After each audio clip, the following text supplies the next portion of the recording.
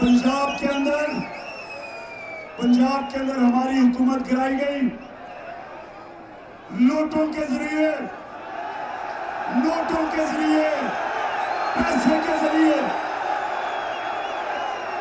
شرم آنی چاہیے کہ لوگوں نے اپنی زمین بیچ کے بیرونی سازش کو کامیاب کیا. لیکن میں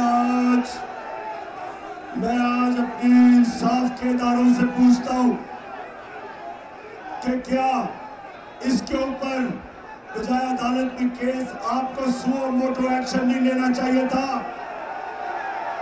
یہ کیسے ہو سکتا ہے کہ ووٹ کسی حلقے سے لے اور جا کے اپنے زمین کا سودا کر کے کہیں اور جا کے ووٹ دے؟ کبھی سنا ہے کہ برطانیہ کی ڈیموکریسی میں کبھی بھی ایسا ہوا؟ کبھی اس کو وہ اپنی شکل نہ دکھا سکے جو اس طرح اپنے زمین کا سودا کرے؟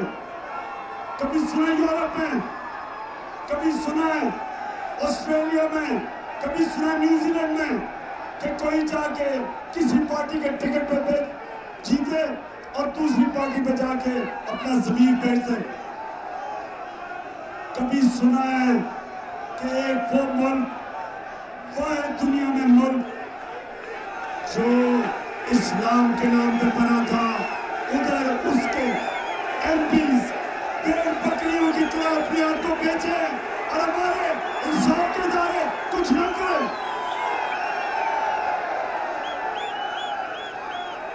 عدالتیں ہماری رات کے 12 بجے کھل سکتی ہے تو ان چوروں کو کیوں نہیں ڈسکوالیفائی کرتے؟ ایک تو سارے پاکستانیوں سن لو، یہ جو لوٹے یہ آگے سے کسی بھی حلقے میں آئے الیکشن لڑنے کے لیے تو آپ نے ان کا بندوبست کرنا ہے. یہ زمین فروش، یہ وہ لوگ جو اپنے ملک سے غداری کرتے ہیں، اپنے آئین سے غداری کرتے ہیں، اپنے حلقے کے لوگوں سے غداری کرتے ہیں، ان کو آپ نے وہ سبق سکھانا ہے کہ ساری زندگی لوگ ڈریں، لوٹا ہوتے ہیں اور زمین